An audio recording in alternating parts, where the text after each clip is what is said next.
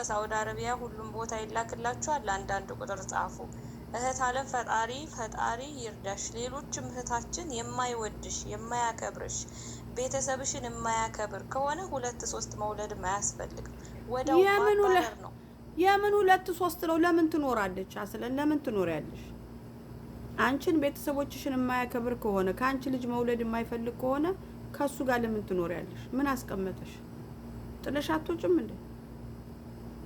ወጥቼ በግድ እኮ ነው አስፈቱኝ። ራሱ እዚህ ተከራክረው በስንት ተስተካከለ ሲባል አገር ስገባ ነው እኔ ልጄና ያለሁ ለምን ህፃኑን እንደዚህ ወልጄ ትቼው ስለመጣሁ 45 ቀን አስከትቤ ነበር ትቼ የመጣሁትና በጣም ሲነፍቀኝ ሳስቸግራቸው በአመት 4 ወር ላኩኝ ማለት ነው። ሲልኩኝ ተከታትሎ ሄዶ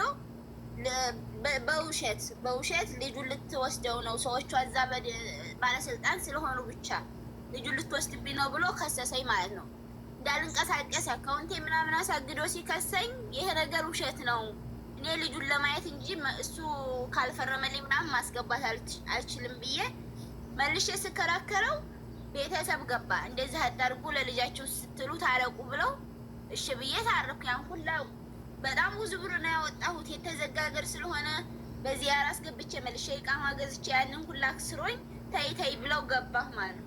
ከገባሁ በኋላ ደግሞ ምንም አይነት እንትን የለውም። እኔ ያለኝን ብር አውጥቼ ቦታ ገዝቻለሁ በሱ ስም፣ እሱም ገብቶበታል ማለት ነው። ያንን ካረገ በኋላ ነው አሁን ወደ ጉዳት ያመጣው ማለት ነው። ያንን አልተናገረም ወይ ለቤተሰቦቹ ወይ እኔ አልተናገረም።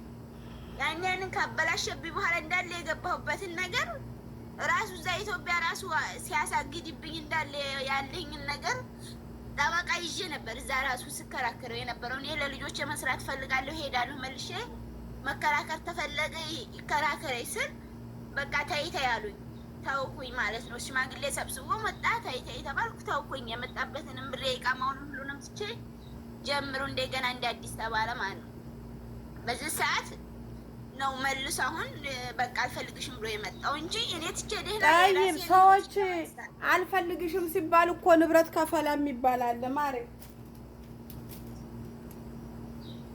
ንብረት ከፈላ የሚባለው ሁሉም የራሱን ስለነበረ ያጻፈው በፊት እኔም ቤት አለኝ እሱም ቤት አለ። ያንን እንትን የሚል ነገር የለም፣ አንድ ላይ የሚሆን ነገር የለም ነበረ። አይዋ ንብረት ላይ ተለያይታችኋል።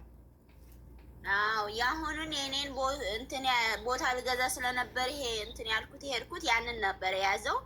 አሁን ግን እዚህ መልሰው ልጆች ለምን እንደዚህ አረካት የቁብር ነው ቁቡ ገና አላለቀም እርጉዙና እንደዚህ መድኃኒት መግዣ የላትም ምናምን ሲሉት እሺ ቦታዋን ልመልስላትና ከዛ አልፈልጋትም ከነ ልጆቹ አለ ማለት ነው።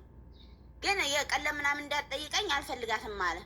እንደዛ ከሆነ መሄዱም ካልቀረ ካልፈለገ ወረቀቱን ያስተካክልልኝና ይሄን ስል በቃ ምንም እንትን ሊል አልቻለም።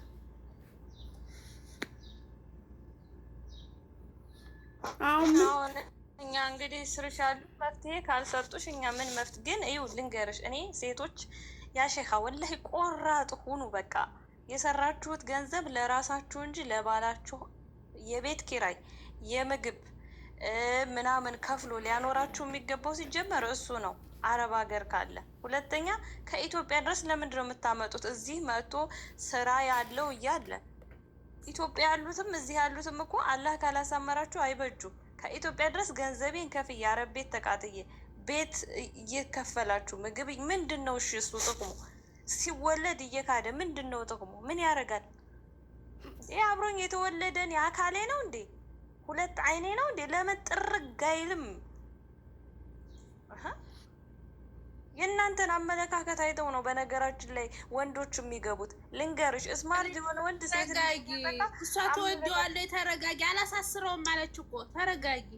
ላላ እንደዚህ አይደለም እኮ መውደድ አይደለም መውደድ ሳይሆን አሁን ላይ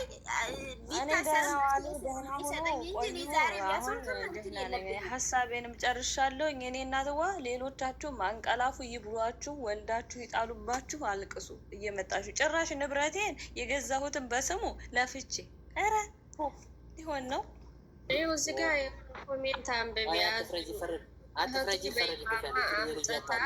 ዋን ካዴች ሳትሆን እያለቻት ነው ሄዲያ ያረገዘችው። አንቺ ተይ እየተባልሽ ዲሽ አርግዘሽ ነው ዝም ታለቃቀሽው። አዚዛ ናት። ያቺ አዚዛ ናት ማፋታት የምትችለው ያቺ የዱባይዋ ማናት? እሷ ጋር ሂጂ። እሷ ናት ትዳር ሁላ ያፈናቀለችው። ታፋታሻለች።